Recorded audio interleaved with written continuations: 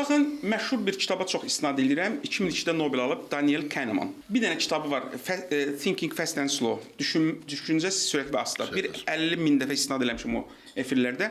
Möhtəşəm kitabdır. Orada bir Livan əsilli Amerikalı biznesmen və deməli biznes konsultant yazısıya istinad edilir. Nəsim Talib.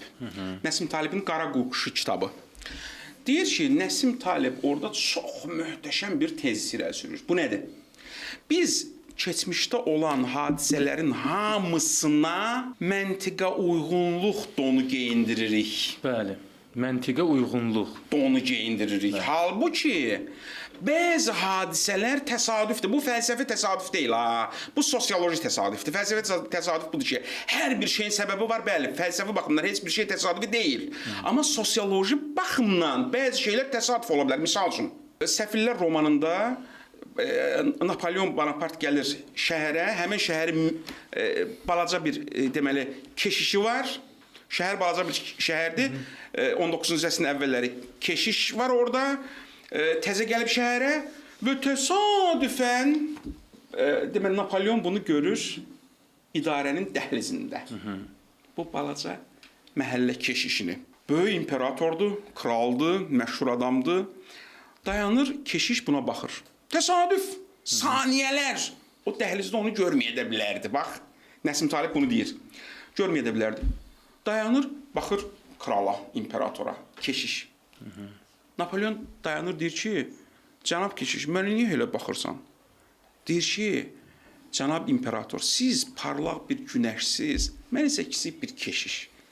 Kiçik adamın günəş kimi insana baxmağı və heyrətlənməyi təəccüb doğurmaz. Elə bir misal Mevlana ilə Bəxtaşi arasında da... Bəli, buna deyilər təsadüf. Əzizim, təsadüf.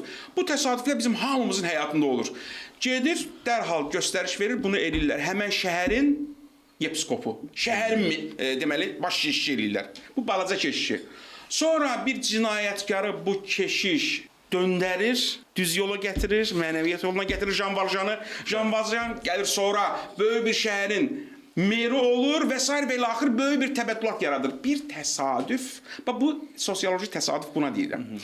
Nəsim Talib deyir ki, biz keçmişdə başqasının bir həyatını araşdırırıq. Uğur qazanmış bir insanın, bir gənc. Deyirik ki, elə bilirik ki, hər bir şeyin məntiqini tutduq orada.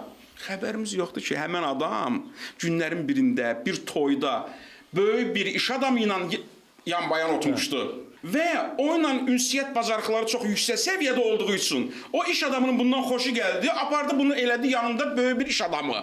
Bizim o hadisədən xəbərimiz yoxdur bizim. Nəticəni görürük. Nəticəni görürük. Heç bir səfər tək başına ola bilməz. Tamamilə doğru, tamamilə doğru. Nəsim Talib deyir ki, keçmişdə olan hadisələrin hamısına düşünmə ki, hər bir şeyin sən məntiqini tapa bildin. Xeyr, əzizim. Sual, bəs nə edim? Cavab. Tədbir, təhsil, hər şeyi ölç, bilç, yola düş. Biraz dediyiniz buydu, 3 səbəb. Bəli. Üçüncü budur. Üçüncü budur. Ən məntiqli budur. Yola düş, zəfər qazanmasan ruhdan düşmə, depressiyaya düşmə, stresə düşmə, Allaha təvəkkül et, bil ki, sənin ən yaxın, ən böyük dostun odur. Hamı ilə dilini şirin elə, başqalarına yardım etməyə deməli təşəbbüs göstər, fərdiyyətçiliyi burax, düşünmə ki, bunu bu gün xərclədim, məndən getdi, xeyr, onun əvəzi sənə gələcək, buna inan, onda həyat gözəl olacaq.